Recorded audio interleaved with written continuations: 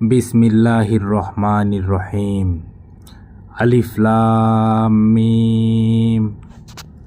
এটা সেই মহান কিতাব যাতে কোনো সন্দেহ নেই। মুত্তাকিদের জন্য এটা হেদায়েত।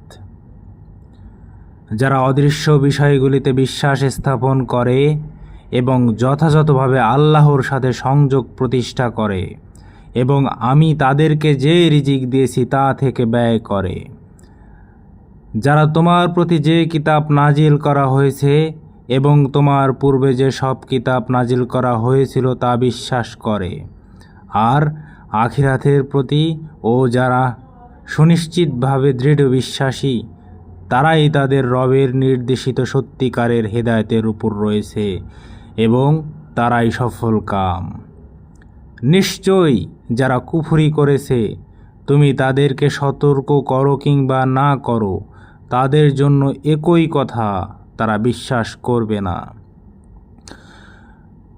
আল্লাহ তাদের অন্তর ও কান সিলমোহরাঙ্কিত করে দিয়েছেন এবং তাদের চোখে রয়েছে অদৃশ্য পর্দা, আর তাদের জন্য রয়েছে ভয়ানক শাস্তি।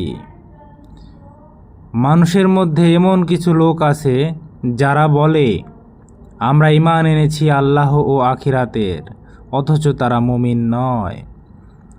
তারা আল্লাহকে এবং যারা ঈমান এনেছে তাদেরকে ধোঁকা দিচ্ছে, অথচ তারা নিজেদেরকেই ধোঁকা দিচ্ছে, কিন্তু তারা তা উপলব্ধি করতে পারছে না। তাদের অন্তরে আছে রোগ, সুতরাং আল্লাহ তাদের রোগ আরও বাড়িয়ে দিয়েছেন, আর তাদের জন্য রয়েছে যন্ত্রণাদায়ক শাস্তি, কারণ তারা মিথ্যাবাদী। এবং যখন তাদেরকে বলা হয়, তোমরা পৃথিবীতে অশান্তি, বিপর্যয়, ফাসাদ সৃষ্টি করো না, তখন তারা কূটকৌশলে বলে, আমরা তো শুধু সংশোধনকারী মুসলিহীন। সাবধান, জেনে রাখো, নিশ্চয়ই তারা অশান্তি সৃষ্টিকারী, কিন্তু তারা তা বুঝতে পারে না।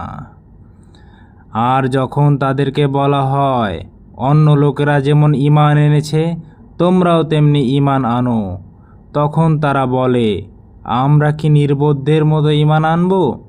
জেনে রাখো, নিশ্চয়ই তারাই নির্বোধ, কিন্তু তারা তা জানে না। আর যখন তারা ঈমানদারদের সাথে মিলিত হয় তখন বলে, আমরা ঈমান এনেছি, এবং যখন তাদের শয়তানদের সাথে গোপনে মিলিত হয় তখন বলে, নিশ্চয়ই আমরা তোমাদের সাথেই আছি, আমরা তো শুধু উপহাসকারী।